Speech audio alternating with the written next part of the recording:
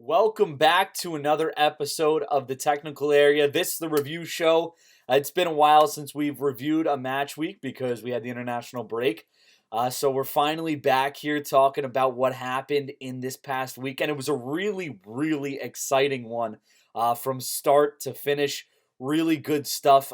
Really excited to get into this one and talk about it a little bit because we had some shockers. We had some really good games. Some teams get out in front, and then some good comebacks.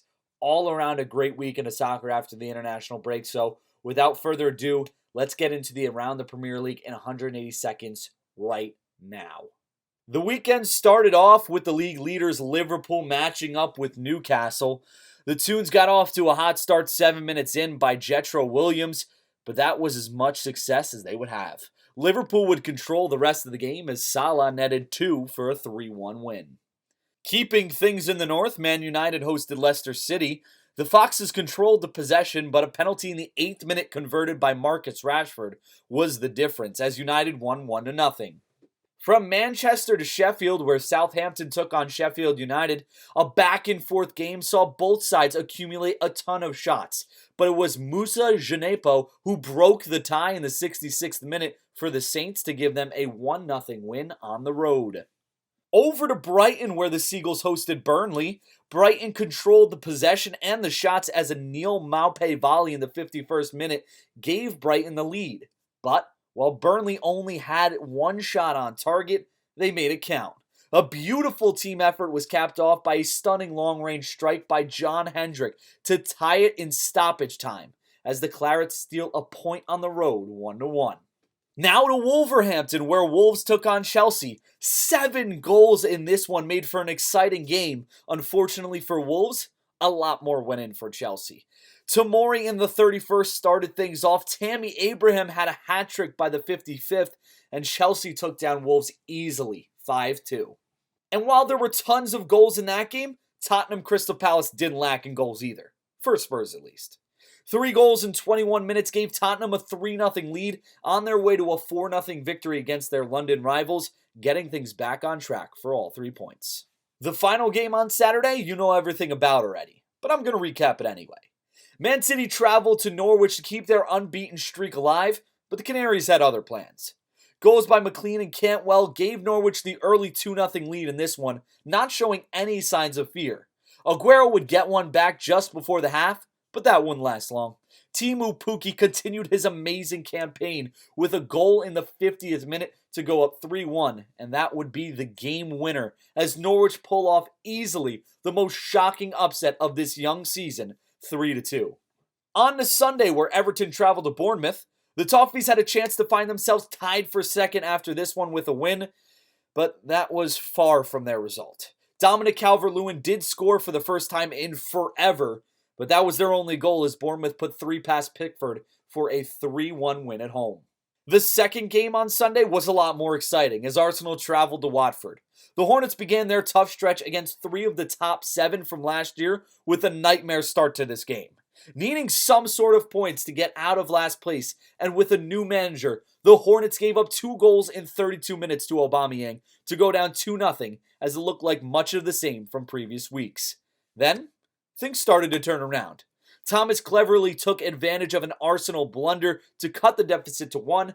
A Roberto Pereira penalty tied things up in the 81st as Watford made something out of nothing with a 2-2 draw at home. Finally, on Monday, Aston Villa hosted West Ham. In a weekend full of excitement, this one was kind of a dud. A red card in the 67th minute for Arthur Masuaka of West Ham gave Villa some extra room to work with, but they made nothing of it, as this one ended 0-0 to finish the weekend. Well, there you have it. That's your recap from match week 5. Tons of excitement, as you can see. If you watched any of it this weekend, I'm sure it wasn't without a lack of goals, unless you were watching the Man United game or clearly this West Ham Aston Villa game that we just talked about. But other than that, pretty much exciting games from start to finish, really, in everything that we saw this weekend. So with that, let's get into our Champions League bound teams of the week. Again, as I say every week, these are teams that had good performances, not necessarily teams that should be in the Champions League or headed for the Champions League. These are teams that just had unbelievable performances, good performances, impressive performances, really anything that's noteworthy going through the weekend. And to start things off, the first team I want to talk about is Tottenham.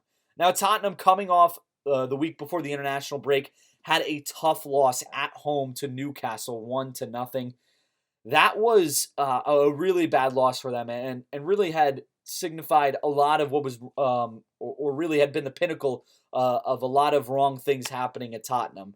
But they took that international break, they gathered things, they got things back together, come out against the Crystal Palace team that they should have beat, and they beat them bad. 4 goals in the first half for the 4-0 win. We're able to cruise in that second half. And really, that's that's the Tottenham that we're used to seeing on week-to-week basis. That's a really good Tottenham team, and it's really good to see them get back to their normal ways and get things going again. So just a really impressive win for them. Again, they should have beaten Crystal Palace, but good to see them beat them by as much as that. They were clinical. Their team effort on a lot of the goals was really, really good. They had some beautiful goals, specifically the Son volley. So great job by Tottenham, and that's why they find themselves as the first team here on Champions League bound teams of the week. Next, Chelsea. Chelsea, unbelievable performance against a tough Wolves team. Granted, Wolves hasn't been as good as they were last year this season yet, but they put together some good performances, and pretty much throughout the season, it's been a really tough start to the schedule for Wolves. We're going to give them that. That's something that is definitely not been easy. They had Man United, Chelsea, Everton already, among a couple other teams. They had Leicester already as well, so that's 4 of their 5 games. Their 5th one, I can't think of who they played. But so a really tough schedule, and they've endured that. They, I think, only have 3 points right now as they've lost their last 2. I believe they drew their first 3. But still, they've had some tough efforts. They've put in good. They've had some tough games, put in good effort. And Chelsea just came out there today. Yesterday at time of recording, as I'm recording this on Monday. Chelsea came out on Sunday and absolutely pummeled Wolves. 4 goals before Wolves had 1. They tacked on an extra 1 in stoppage time. Mason Mount getting another 1 on the score sheet. Tammy Abraham, fantastic again. I think he has 7 goals now in his last 3 games after not any through 2. I think not any through 2. I'd have to check that. But still, unbelievable performance by him. Chelsea really starting to figure things out now, and that's a little scary for some of those teams that are in the top 6 or fighting for the top 6, especially the Leicesters, the Wolves, the Evertons. They got to get wins week to week, week in, week out, especially if Chelsea's going to start playing like this. Chelsea got the win. Wolves, Leicester, and Everton all lost.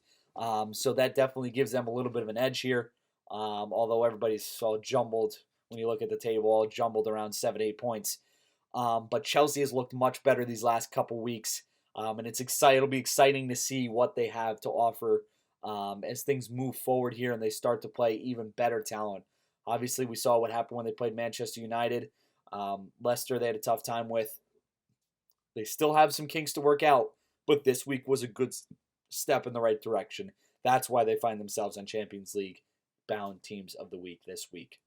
The next one I want to talk about, because I'm going to save the last one for last. I think the last one is the most important. The next team I want to talk about, Liverpool. Again, really, it's just them being them. Them playing really well. 3-1. They went down 1-0, came back, managed to put 3 in the back of the net. I believe Salah had 2. Just another really good performance from them. And if they keep winning games like this and they keep that winning streak going, have yet to even drop points this season, then they'll probably keep finding themselves here on Champions League bound teams of the week, because they've been phenomenal so far. All the credit to them. They've been very, very good, and they deserve this week in and week out. And then the final team, who you all should know, and it's an easy one, Norwich City. What a performance by them, coming out against easily one of the 2 best teams in the league, not showing any fear at all. They had a slip up last week against West Ham, lost 2-0.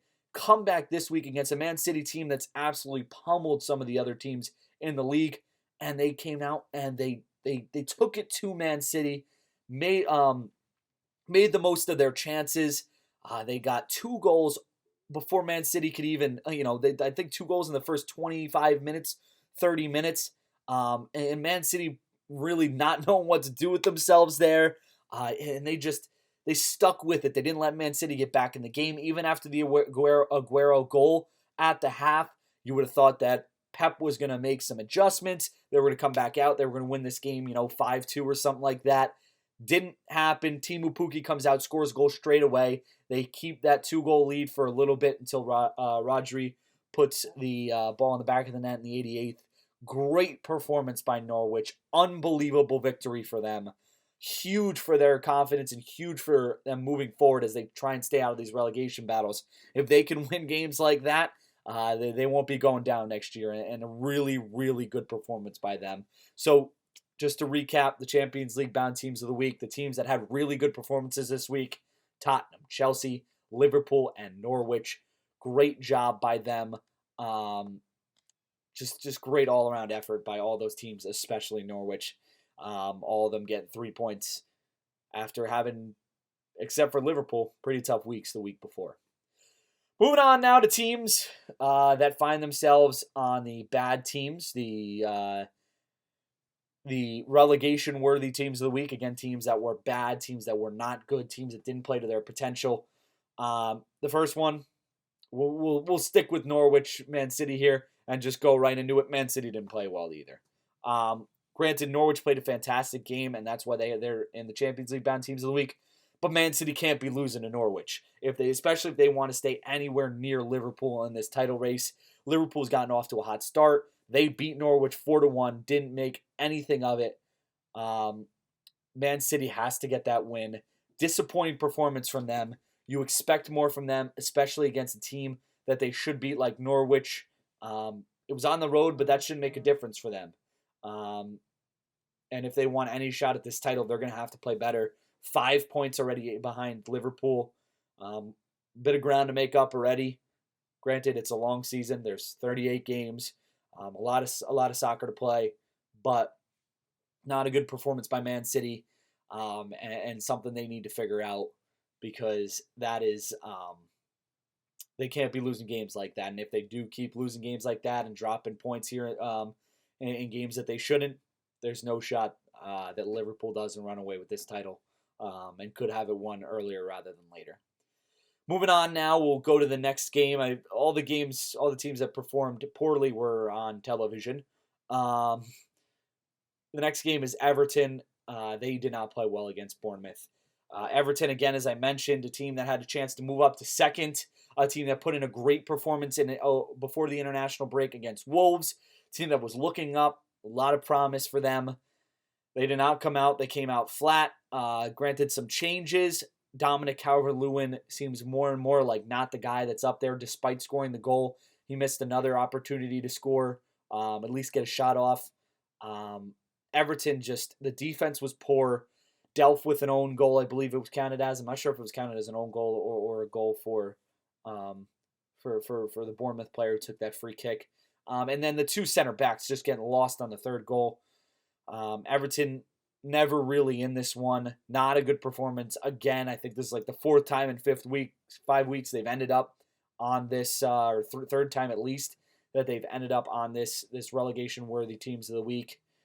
Disappointing again, and that's why they find themselves where they are. Moving on now to the final one, Arsenal. Arsenal having a 2-0 lead against the worst team in the Premier League. I don't care whether you're on the road. I don't care whether you're at home. I don't care anything. You can't give that up. That's why Tottenham ended up on here against Arsenal. I believe it was 2 weeks ago, or a week ago, or before the international break, something like that. And that's why Arsenal end up on this relegation-worthy teams of the week here, because you can't be doing. You can't be giving up 2-goal leads, especially to teams that are not good. Watford is not a good team. They gave up a penalty when they didn't need to. A blunder led to the first goal to even let Watford in the game. Just a bad second-half performance led to a dropping points in a situation where they had a chance to move up in the table as well. and that's why they find themselves in the relegation-worthy teams of the week. So there you have it. Man City, Everton, Arsenal, your three relegation-worthy teams of the week, teams that underperformed or performed poorly this week. So that is the that is your recap of all of the teams and how everyone played, your good teams, your bad teams. And then before we leave you guys, quickly, the game of the week. There's a lot of good options up there, a lot of goals. Obviously, I could have went with the easy answer, Manchester City versus Norwich, just because of the upset. But I went with Arsenal versus Watford. It's a good segue from our relegation-worthy teams of the week. Because of how things played out, because of the late goal. In the Man City-Norwich game, the late goal by Rodri didn't really mean much. It was an 88th minute goal, and it didn't pan out to be anything. In this game, Arsenal-Watford, Arsenal had the 2-goal lead. Watford worked their way back with an 81st minute goal to tie it off the penalty. I think that adds to the excitement. It being a draw adds to the excitement.